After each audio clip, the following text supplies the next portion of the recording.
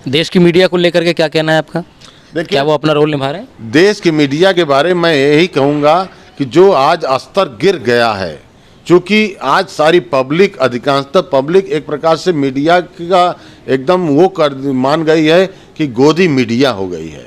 उसमें हम यही करेंगे, चूँकि यह चौथा स्तंभ है और जनता के लिए, देश की भलाई के लिए जो सही हो सही दिखाए, गलत हो गलत दिखाए, किसी की गोद की मीडिया न बने। इसी भावनाओं के साथ मैं चाहता हूं, क्योंकि मीडिया का होना देश के लिए बहुत ज़रूरी है और ये अगर गड़बड़ हो जाती है तो देश के लिए बहुत बड़ा अभिशाप होता है।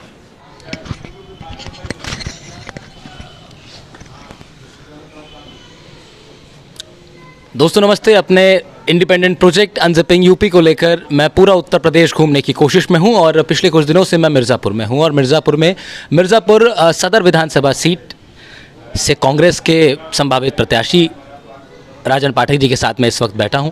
बैठने का मकसद ये है कि थोड़ा जान लेते हैं कि इस क्षेत्र में कांग्रेस की क्या तैयारी है। खुद अगर राजन पाठक जी चुनाव लड़ेंगे तो उनकी क्या तैयारी है। मौजूदा समय में बीजेपी के रत्नाकर मिश्रा यहाँ से विधायक हैं और कॉरिडोर बनने के बाद से जो कुछ चीज़ें यहाँ पे इश्यूज डेवलप हुए, उसके बाद से ये माना जा रहा है कि उनका वोट बैंक जो है यहाँ पे लोकली कट सकता है और अगर राजन पाठक जी कांग्रेस के उम्मीदवार बन के सामने आते हैं तो आपको फ़ायदा उससे होगा।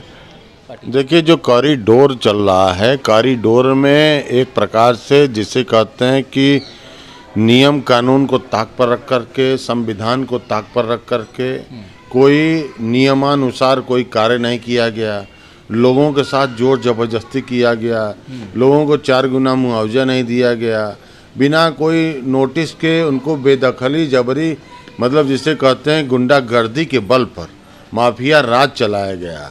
यहाँ पर किसी प्रकार लीगली रूप से नोटिस न देना और जोर जबरदस्ती सभी को हर प्रकार से प्रताड़ित करके, मानसिक दबाव दे करके, चाहे सारे विभाग के लोगों को यहाँ पुलिस को लेकर, प्राधिकरण को लेकर, नगर पालिका को लेकर के, बाट माप लेकर के, बिजली विभाग को लेकर, सारे विभाग को लगा करके जिस तरह से मानसिक प्रताड़ना दे करके एक माफिया राज चलाया गया, उसके तहत यहाँ लोगों का लिया गया।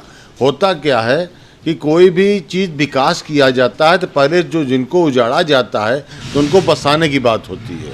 बसाने के बाद उनको उचित मुआवजा, जो 4 गुना मुआवजा हक बनता है, लोगों को दिया जाता है।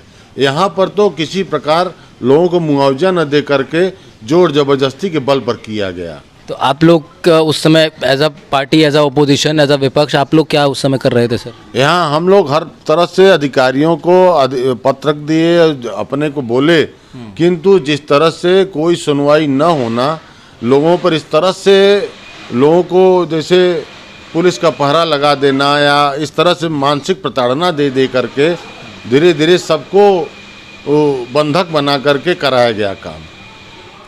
सर, कांग्रेस पार्टी के बारे में यहाँ पे मैं जानना चाह रहा हूँ कि आपकी कांग्रेस पार्टी यहाँ पे कितना मजबूत है, कितने भी बूथों पर आपके कार्यकर्ता एक्टिव हैं? देखिए, हमारा अभी तक जो संगठन का हुआ है, सारे जगह हर बूथ पर संगठन के स्तर से मजबूती है। हम यहाँ पर पूरे मिर्ज़ापुर ज़िले में जो हमारी प्रियंका गांधी जी के निर्देश पर, अजय कुमार लल्लू जी के निर्देश पर, चूँकि जब से प्रियंका जी सक्रिय हुई, संगठन को ही दुरुस्त कर रही हैं, उसके अनुसार हम लोग पूरी तरह से हर बूथ वाइज अपना कार्यक्रम पूरा कर लिए हैं। सर, कुछ अब तक डेटा आप लोग के पास है कि कांग्रेस कितनी मजबूत है? क्योंकि पिछले चुनावों में तो आप लोग का वोट बैंक ऑलमोस्ट सर बिल्कुल शून्य के बराबर ही था। उससे पहले भी कुछ बहुत ज़्यादा कांग्रेस का असर यहाँ पर रहा नहीं है। तो इन चुनावों में कितनी उम्मीद है आपको? हमेशा आप 2 साल से आप देख रहे हैं कि चाहे कोरोना काल में 1200 बसों को खड़ी कर दी गई, 2 साल में ना तो सपा ना तो बसपा कोई रोड पर नहीं दिखाई दी। आज अगर कोई भाजपा से लड़ाई लड़ रही है तो सिर्फ कांग्रेस लड़ाई लड़ रही है और जनता के बीच में आज सिर्फ कांग्रेस ही उनकी हक की लड़ाई लड़ रही है, हर तरह से लड़ रही है और पूरी तरह सक्रिय है।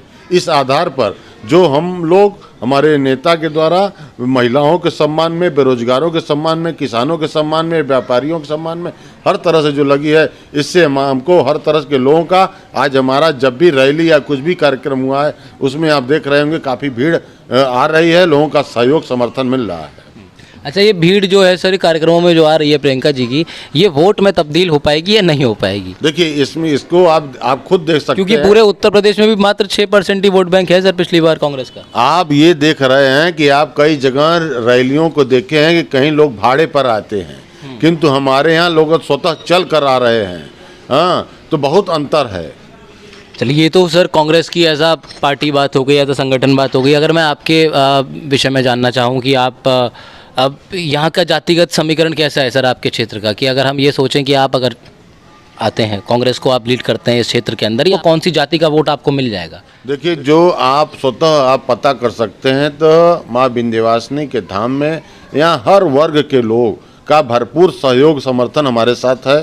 खासकर रही जो ब्राह्मण समाज, वैश्य समाज, तो यहाँ पर ब्राह्मण और वैश्य 55,000 और 60,000 के एवरेज में नगर विधानसभा में यहाँ हैं। यहाँ पर आज के कई साल पहले भी चाहे बिजली की समस्या रही हो, नाविकों की समस्या रही हो, या चाहे जो व्यापारियों की समस्या रही हो, हर जनता की लड़ाई जो हमारे पास आया है, सबकी लड़ाई हम लड़े हैं।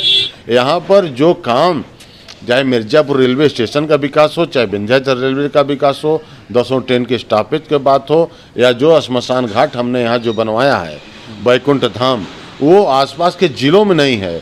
हमने जो काम कराया है वो एक अलग ही है। आज तक वो सांसद, विधायक, कोई मंत्री भी नहीं करा पाया, वो माँ की कृपा है। मौजूदा विधायक जो हैं, आपको लगता है कि वो भी लगे रहते हैं जनता के काम में, या फिर क्या राय है आपकी मौजूदा विधायक के ऊपर? देखिए, जो फर्जी फ्रॉड काम उस समय है, आप एक भी जमीन पर खरा काम एक भी नहीं देखे होंगे। ये खंडहर करवा करके लोगों को जिस तरह से लूटा गया है, अब ये कब क्या बनेगा इलेक्शन 4 महीने में इधर से आप देखेंगे साम दाम दंड भेद भाजपा अपनी पॉलिसी चला रही है। इसमें किसी प्रकार इनको जमीन पर पब्लिक के सामने कोई कुछ काम नहीं आया।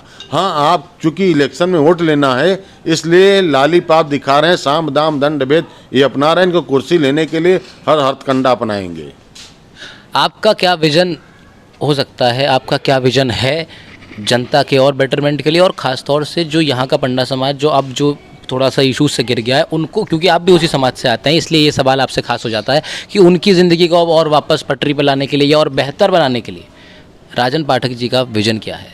हमारे शासन और प्रशासन द्वारा चुनाव नहीं कराया जा रहा है, लोकल प्रशासन की बात कर रहे हैं। मंदिर व्यवस्था मैनेजमेंट कमेटी को आज पंगु बनाकर रख दिया गया है। एक चीज़ तो एक स्वच्छंद व्यवस्था अपनाई जाए, लोगों को जो रोजी रोजगार अधिक से अधिक मुहैया कराना, इन तमाम विषयों को, और जो हमारा ओवर ब्रिज है और ये शास्त्री ब्रिज है, इन सब पर विशेष काम कि अधिक से अधिक सुविधा फैसिलिटी लोगों को आवागमन में मिले। और कई जैसे पीतल उद्योग और चमड़ा उद्योग, कालीन उद्योग, ये सब लोगों को बढ़ावा मिले। ये जो बेरोजगार हैं, सब परेशान हैं, सभी के समस्या का समाधान करने के लिए हर तरह से हमारा मकसद रहेगा। माँ विंध्यवासिनी भगवान आपको आगे बढ़ाएं इस कामना के साथ कि आप सच और सही को सामने रखेंगे। तो ये थे मिर्ज़ापुर सदर सीट से कांग्रेस के संभावित प्रत्याशी राजन पाठक जी। अगले किसी वीडियो में फिर मुलाकात होगी किसी और जनप्रतिनिधि के साथ और जानेंगे उनसे कि उनके पास क्या है जनता की बेहतरी के लिए। आप देख रहे थे फ्री वॉइस राहुल। स्वतंत्र पत्रकारिता को सपोर्ट कीजिए, सब्सक्राइब कीजिए, शेयर कीजिए।